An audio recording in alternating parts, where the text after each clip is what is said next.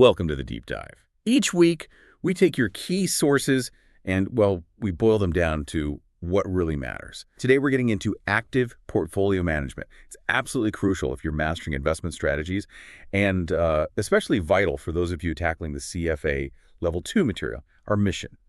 To give you the tools to understand how value in active investing is really added, how it's measured, and how it's optimized. You hear lots of managers claiming they beat the market, right? But how do you actually know? How do you tell if they're adding real value and, importantly, how they're doing it? Let's dive in. So first things first, this value added, what exactly is it? Yeah, simply put, it's your active return. It's just the difference, between your portfolio's return and whatever benchmark you're measuring against. Could be positive, could be negative. Obviously, the aim is positive, consistently positive.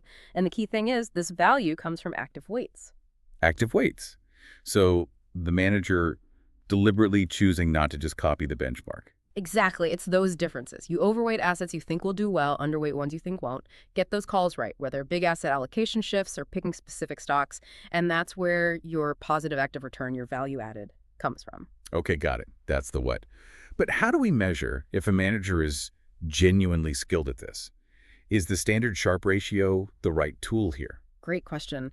The Sharpe ratio is definitely important. It measures your return per unit of total risk. Think overall portfolio efficiency.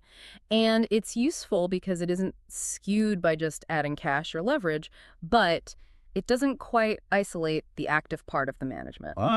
Okay. So it's looking at the whole picture, risk and return, but not specifically the manager's active bets against the benchmark. Precisely. For that, we really need the information ratio, the IR. This is, I'd say, the best way to evaluate active managers because it measures active return divided by active risk. That's the risk taken relative to the benchmark, sometimes called tracking error. It zeroes in on benchmark relative performance. So Sharpe for the total portfolio's risk-adjusted return, information ratio for the active manager's skill relative to the benchmark. Makes sense. Exactly. And here's a neat connection. Your overall portfolio's Sharpe ratio squared actually equals the benchmark's Sharpe ratio squared plus the information ratio squared. Oh, interesting. So a higher IR directly lifts the whole portfolio Sharpe ratio. That's right. It shows that skilled, consistent active management fundamentally improves your total risk-adjusted return. Though, remember, the IR is affected by leverage or cash, unlike the Sharpe ratio. Right. That link really drives home why consistent active performance matters. But how do managers, build that performance? Is there a framework? That leads us, I think, to the fundamental law of active management. It sounds grand, but it's actually a very practical formula. Expected active return equals TC, IC, CBR say. Let's break that down. Yes, let's. It's a powerful tool. So first up is the information coefficient, or IC. This is basically your skill measure. It's the correlation between the active returns you forecast and the active returns that actually happen. How good is your signal, essentially? Okay, so IC is forecast accuracy. What's next? Then you have breadth, BR. This is the number of independent investment decisions you make each year. And independent is key here. It's not just how many stocks you trade.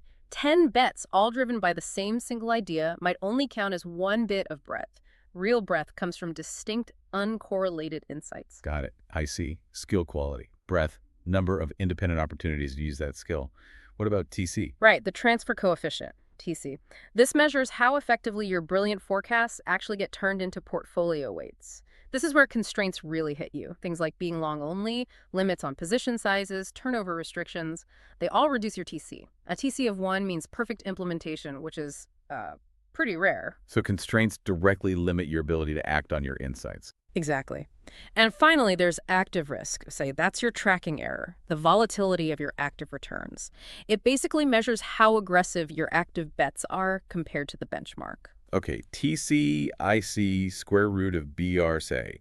So putting it all together, what does this mean for investors choosing managers or strategies? Well, it tells you where potential value comes from. When picking managers, you ideally want the ones with the highest expected information ratio, because we saw that boosts your portfolio's Sharpe ratio. And the law helps compare strategies too, like market timing, usually low breadth. You need an incredibly high IC, amazing skill to make that work consistently. Whereas something like security selection might offer more breadth. Often, yes. More potential for independent bets, which Okay. can compensate for a slightly lower, maybe more realistic IC. And you mentioned constraints hitting the transfer coefficient. How big a deal is that in practice? Oh, it's huge. Constraints significantly lower the TC. And a lower TC directly reduces your achievable information ratio and your expected active return.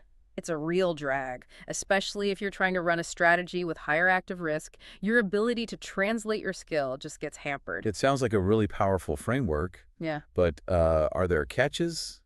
Any practical limitations we should know about? definitely. Good point.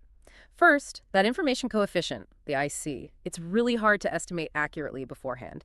And let's be honest, managers might be a bit optimistic about their own skill level. It can also change over time. Okay, so I see uncertainty is one thing. Second, breadth. It's often more complex than just counting stocks or trades. If your decisions are correlated, like buying a whole sector, or if your forecasts don't change much over time, your true independent breadth is lower than it looks, and that lowers your real IR potential. So got to be careful about apparent breadth versus actual independent bets. Exactly, and maybe the biggest practical point, the basic form of the law ignores costs. Transaction costs, taxes. These are very real drags on performance in the real world, and the simple formula doesn't capture them. So today, we've really traced the path from just defining value-added or active return all the way to this quite sophisticated fundamental law. Understanding these parts, your IC, your breadth, the transfer coefficient, and active risk, it isn't just theory. It's fundamental for properly evaluating any active strategy you encounter. Which brings us to a final thought for you. Armed with this framework, how does understanding these specific drivers and their limitations change how you'll assess managers, question their strategies, and pinpoint the true sources of active performance going forward?